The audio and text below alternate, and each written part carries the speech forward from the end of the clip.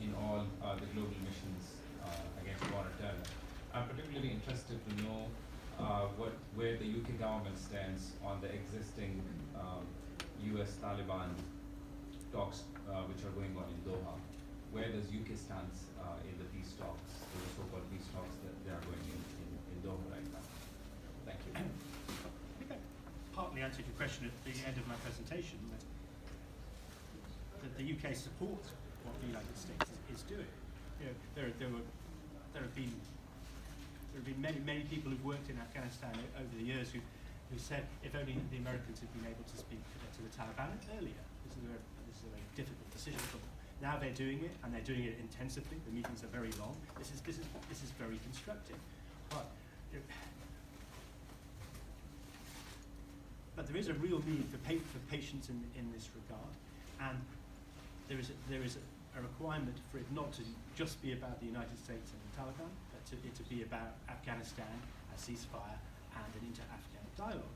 But that is something that the Americans themselves acknowledge, and in many ways what they're doing is it's a matter of sequencing, as they essentially are trying to create a sort of framework for future negotiations. Yeah. Well, thank you for that really profoundly important question. How do we sort of integrate or distinguish the history of the geography, that is the space, versus the history of the people in that space, okay? So the first thing I would say is that people move, okay? Afghanistan its history is predicated on mobility and migration. And what that means is that if we are to understand Afghans, we've got to understand their patterns of mobility and circulation, and of course we have the expert Magnus Marsden to help us with that for the contemporary period.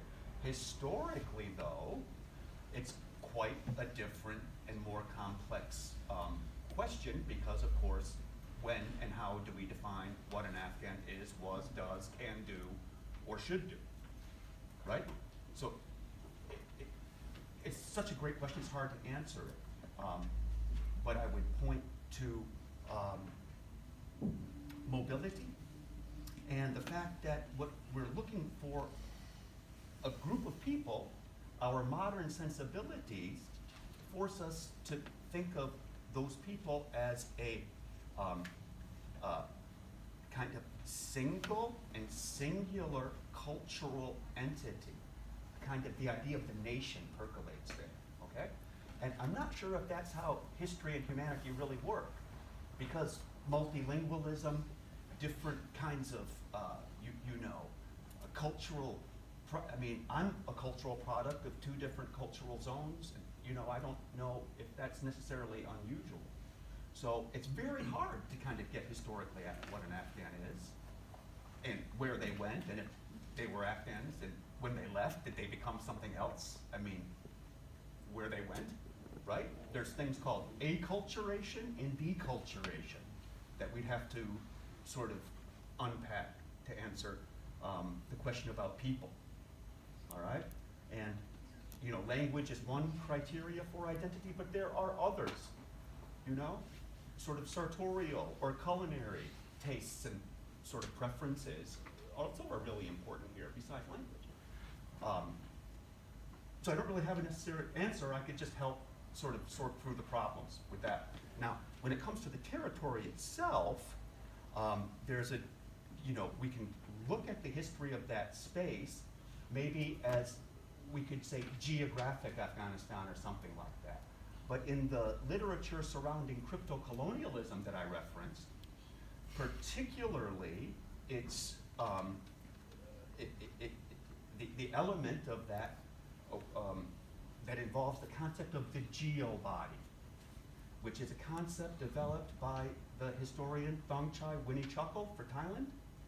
And your question, I think, speaks to the idea of a geo-body of Afghans, that is this cultural group that has kind of a territorial space in pre-modern times, and how kind of the pressures of modernity and colonialism sort of reconfigure that geo-body.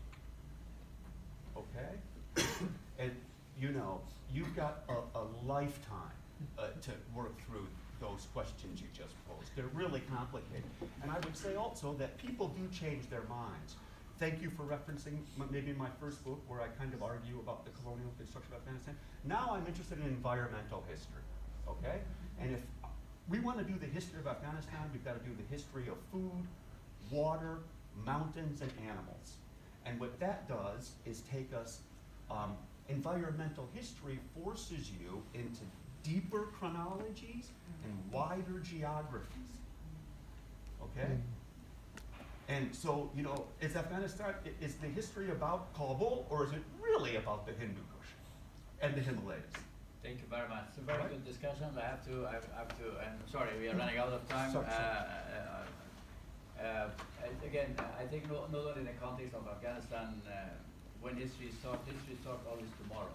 And because it's not what happened in the past, that is history, it's how we see it now. And how we see it now is going to be changed by a new vision. It used to be we see things by our eyes, we will see it with a magnified glass, and now we see it through drone and satellite, and there will be other ways of seeing things. So history always starts tomorrow, because unless we believe that history starts tomorrow, we cannot stop ourselves of looking at it differently and finding really what happened in the past. With that, I really would like you to join me in a big round of applause to the panelists.